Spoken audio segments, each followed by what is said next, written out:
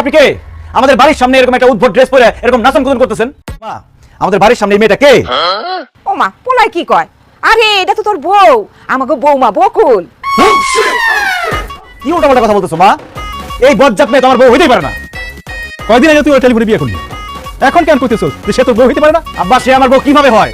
আমি যার টেলিফোনে বিয়ে করছি সে মাথায় হিজাব পরতো, শাড়ি পরতো, আর এই মেয়ে এরকম জিন্সের প্যান্ট তারপর কি গেঞ্জি মেঞ্জি পরে দাঁড়া রয়েছে। অসম্ভব, এই মেয়ে আমার বউ। এই কথা আপনার জন্য যখন আমি ছবি তুলে পাঠাইছি তখন আমি হিজাব টিজাব পইরা শাড়ি থ্রি পিস এডি পরছি। আমার জোর করছে, নাইলে তো আমি সবসময় এডি পইরাই ঘুরি। কি বলতেছে? তার মানে ছবিতে একরকম, বাস্তবে আরেক রকম। আল্লাহ, আমি তো বিসমিল্লাহ ধরে খাই গেছি। তোমার এরকম কালো লাগতেছে কেন? আমার গায়ের রং তো হালকা ডিপ, এর জন্য আমার কালো লাগতেছে। তোমার গায়ের রং কালো মানে? তুমি না আমার টেলিফোনে কইছো যে তুমি মোলার মতো ফসা, তোমার আত্মীয় স্বজন মজা করে তোমার সাদা মোলা ডাকে। অসম্ভব, এই মেয়ের সাথে আমি সংসার করতে পারবো না। এই তুই বাড়ি বাইরে যা। মগের বলতে পাইছেন আপনি? আপনি কই জানেন আমি বাড়িতে বাইরে হয়ে গেলাম? আমারে বিয়ে করছেন, সারা জীবন আমার সাথে আপনার সংসার করতে হইব। ওই আমারে বাড়িতে বাইরে যেতে কইবেন, সংসার করবেন না। এইসব কথা কইলে মুখ একদম ভেঙে যাবে। তুমি না বলে জোরে কথা বলতে পারো না বকুল?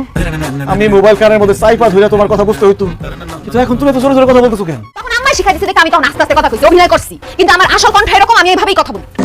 তোর কইছিলাম যে ছবি দেখা পাগলের মতো টেলিফোনে বিয়ে করিস না। শুনছিস আমার কথা? শুনছ না? এখন বস, টেলিফোনে বিয়ে করার বদলে বস।